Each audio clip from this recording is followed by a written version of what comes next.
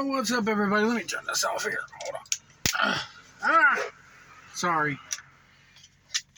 My fan. My biggest fan right here, folks. My biggest fan. Say hello. There you go. Anyway, folks, what's up? Joe White here, everybody. I wanted to talk a little bit about a lot of things going on. Haven't done one of these in a while. So where do we begin? Let's start with CM Punk. Everybody wants to talk about CM Punk. CM Punk is probably on his way out of AEW, let's face it. We all knew the Elite won't go nowhere. The second fucking this shit happened, I said to everybody, Punk's going to be the odd man out. He's probably making more money than the other three combined. They could get rid of Ace Steel if that's the case. So they could probably kill a bunch of money that way. They'll have to buy out his contract, but in the long run, it's probably going to save him money. They were doing, if anybody listens to the Keeping 100 podcast, you know that Billy Body from over in England kind of reported that they weren't going to pick up the third year of his contract anyway, and that when he came back, he only had 3 months left on injury to wrestle. They weren't going to freeze his contract. So he wasn't going to, they were basically going to sit him at home for 3 months, not option the third year, and release him anyway. So now they're talking about a buyout of the rest of his contract, which is only essentially a year, I believe. He got paid the whole time he was injured with the foot, so they don't owe him money for that. And that leads us up to the 1 year anniversary of him coming in. If they choose not to option the third year, then they probably wouldn't have to pay him for the third year. So it's only cost him a year's worth of pay, really, to buy this guy out. The non-compete is what's holding him up, which Uncle Dave Meltzer, Dutch Mantel put out something on his podcast which was very telling, in that you notice Dave has been kind of pissy towards AEW lately, and that's because they haven't been telling him anything. And he's been pissed because they haven't been telling him anything. He's been saying that for weeks. They're the only company that doesn't tell me anything. Tony Khan doesn't tell me anything. Nobody else is allowed to tell me anything. It's a real carny organization. If it was a real sport, they'd be telling everybody everything. Motherfucker! You of all people should know that this is never, nor will it ever be treated like it's a real sport. It's always been carny. It always will be carny. You can't expect them to sit there and leak shit to you like a sieve. You just can't. Excuse me, guys. I am extra thirsty tonight for some reason.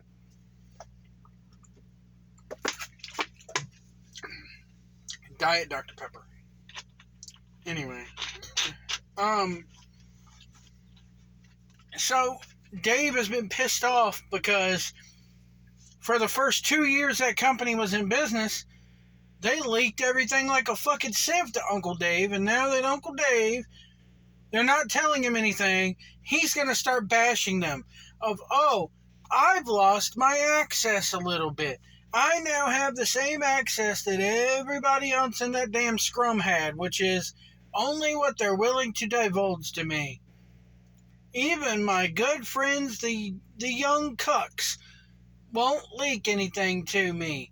And my butt buddy, Kenny Omega, won't leak anything to me. Not that I don't think Omega leaks much to Meltzer to begin with. But anyway. And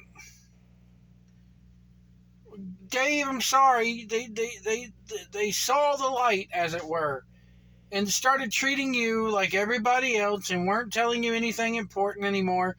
So now you're butthurt about it. But I do find it funny how a week after Dave goes on that rant about how they're not telling him anything, and it's a carny operation, and if this was a real sport, now all of a sudden in the Observer, the buyout rumors start up, which actually I have to give credit where credit is due.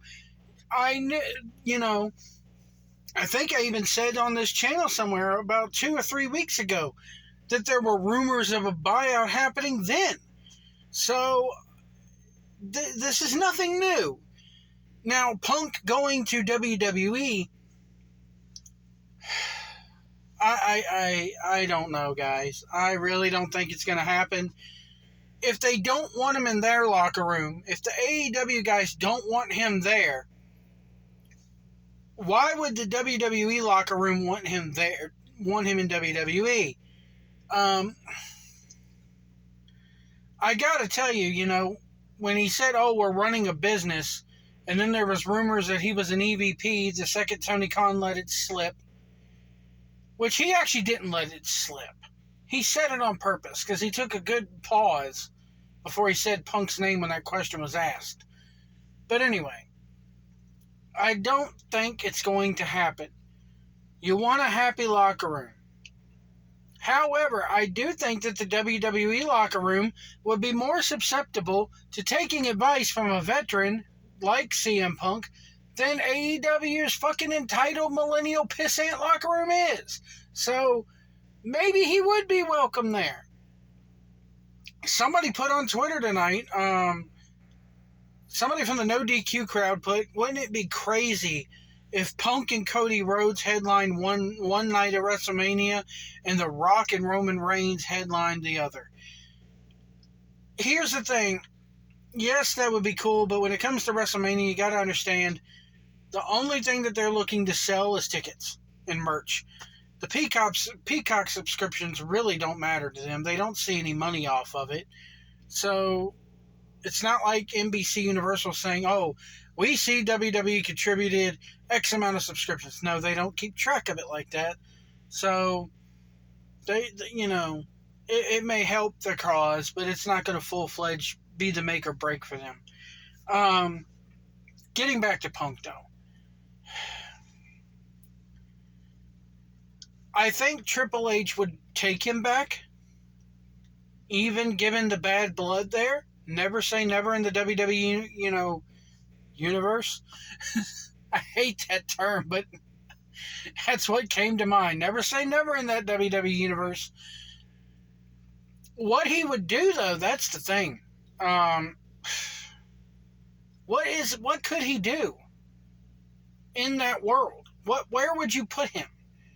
If Punk were to walk in there tomorrow, where would you put him? Is there time to maybe debut him before the Rumble? I don't think so, because here's the way I look at it. You're looking at a year non-compete, probably. And that's where the sticking point is. It was probably a good year, if not more, non-compete. I would not be surprised if it's at least a year. So, if they're going to hold him to that non-compete, we're looking at probably November of next year before he can even come in. Say a command. I didn't even talk to you. Shut up, GPS. Anyway. So, I don't look for Punk to come in right away. I don't look for Punk to come in before Mania, if he comes in at all. I don't see it happening. I don't see it happening at all.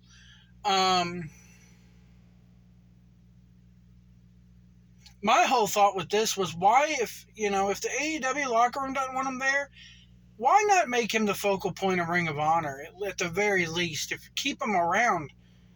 But then it kind of is below Punk to me. He's past that. Yeah, I'm a huge fan of CM Punk, okay? Do I think he put his nails in his own coffin when he went off on that media scrum and then got into a fight afterwards? Yeah. Do I think he's at 100% fault there? No. If anything, it needs to come out, which it probably won't, but because everybody's going to be signing NDAs here. Look at Cody when Cody left and went to WWE. Fucking NDAs were signed. Dave Meltzer has said NDAs were signed and neither one is going to talk about it. So it would not surprise me if they make Punk sign a non-disparagement agreement saying, hey, you won't badmouth AEW. We'll talk about AEW once you leave here. We'll never know the whole story of it. We'll never know the truth of it. Quit trying to dig around and find out about it because it's never going to come out.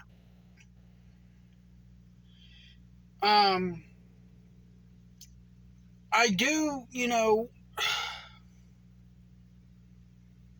I think Punk kind of screwed himself in a way, but at the same time, nobody wanted him there anyway at that point. Nobody was willing to take his advice. Nobody liked his attitude in the locker room.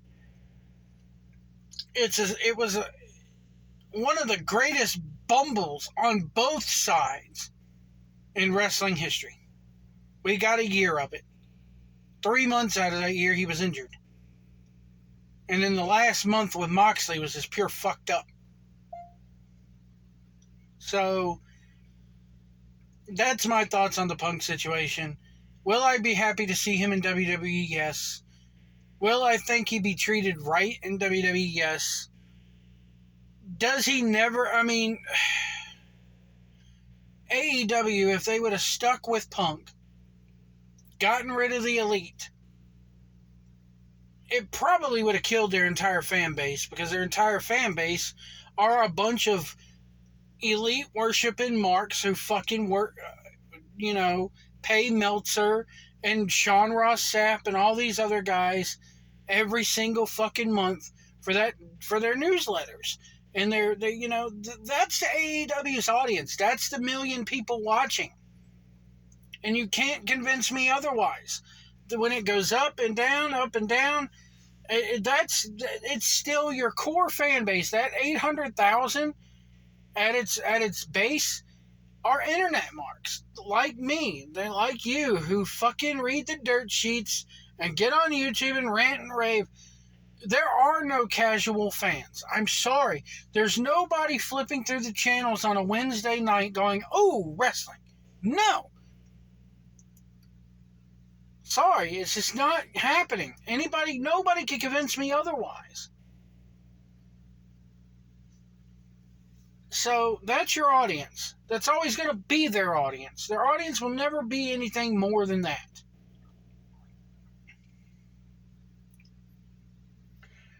I want to turn my attention now to Bray Wyatt here. Bray Wyatt, a lot of stuff going on with Bray Wyatt.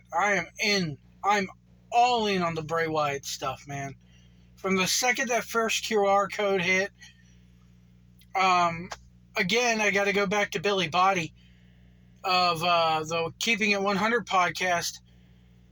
He was talking about Bray Wyatt coming in a few weeks ago, talking about how he has a Brock Lesnar-like deal where it's like 100, I think it's like 65 dates a year for $3 million a year is what he's getting. So, and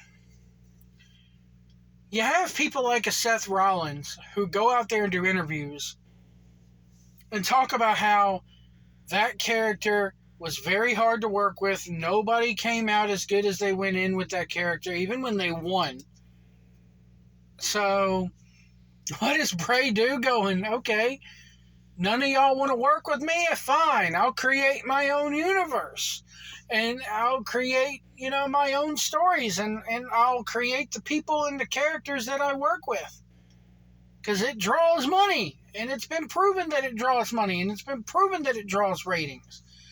Just look at the way the ratings have gone up and down. Look at people on the internet doing the QR codes and going down that rabbit hole.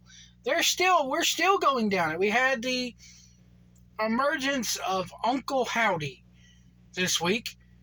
And here's where I think this is going.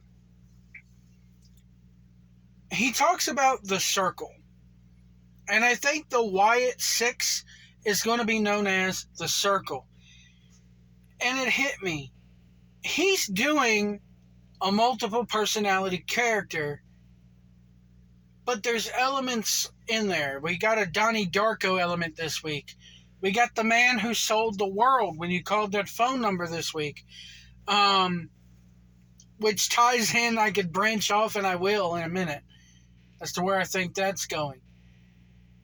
And it hit me today, and I've been wanting to record this video for a couple of days, actually. But it really hit me hard today. If anybody has seen the M. Night Shyamalan movies, Unbreakable,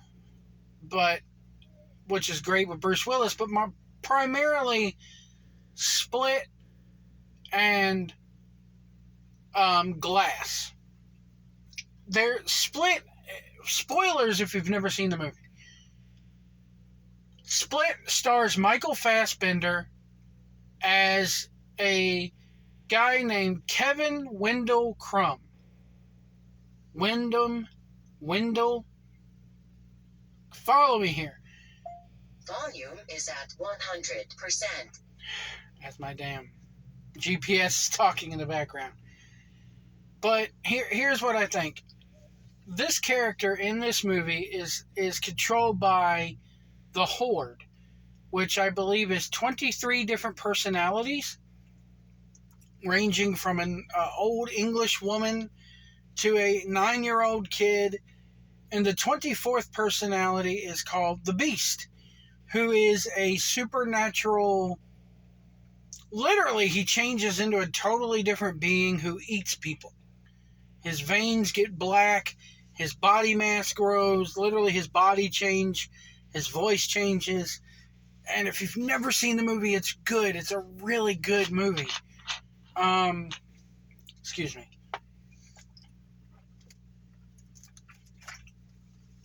But I think instead of the Horde, we're going to get the Circle. And instead of the Beast, you have the Fiend. Now you have that, and then you tie in other things like Moon Knight, which debuted on Disney Plus this year. Or was it last year? I can't remember. But if you remember Moon Knight, spoilers for that, it kind of deals with the same thing. A guy dealing with multiple personality disorder. And the majority of that show takes place in his mind in a mental hospital. It takes place, he's really in a mental hospital. I think the Firefly Funhouse stuff, everything, including the thing with John Cena, all happen in Bray's mind. That's what it's going to come out, is that the Firefly Funhouse is in Bray's mind. We're glimpsing into Bray's mind. Yes, it's still wrestling. But goddammit, we love Lucha Underground, and Lucha Underground legitimately had a fucking dude in a mask who could shoot sparks out of his ass and fly away into the air, and we thought that was the greatest thing ever. So why not? Why not have a guy where we could see into his mind?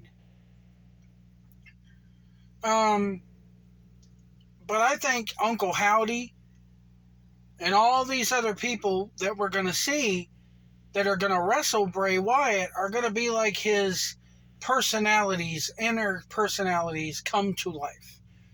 And that's what it's going to be. We're going to have to suspend our disbelief here, guys, and go down the rabbit hole with him. You know, we're going to have to go with a little bit of the gaga on this one. And I think it's going to turn a lot of people off, like a Jim Cornette, who really doesn't like Bray Wyatt, who really doesn't like the gaga and the funhouse stuff. It's probably one of the few things that I've ever disagreed with him on, because I loved it. I love this type of crap. So we'll have to see where it goes. The Man Who Sold the World thing, I think back to Metal Gear Solid 5, The Phantom Pain, which I won't go into the whole story there, but the lead character is not who you think it is. Ends up being a phantom or a clone or a copycat of what the real person is, who later on down the line in the series of video games find out that you end up killing this person's phantom. So it's another multiple personality thing. It's just a lot of things making you think, and a lot of influences coming in. You could tell that Bray Wyatt or Wyndham Rotunda, in this year that he's been gone, has really been watching movies and watching stuff with pop culture, and has really been tying stuff together and letting things influence how he's booking this. And I do believe it's him booking it. That was the main thing with Vince McMahon, is that Vince McMahon put a big time strong filter. And as Triple H said, Bray Wyatt does need a filter. But Vince stifled it so much, I think, because Vince didn't understand it. And Vince fears and hates what he doesn't understand. So what he doesn't understand will never see the light of day. So thank God he's gone. So I'm curious to see where it's going to go. They need to start having a little bit of the payoff here. I mean, we've been getting drips every week since the White Rabbit thing kind of ended. I mean, this week's QR code led to a psychiatric evaluation of Bray Wyatt. It's fucking great. I love it. I absolutely am eating this shit up, and I'm glued to the screen now every Friday night.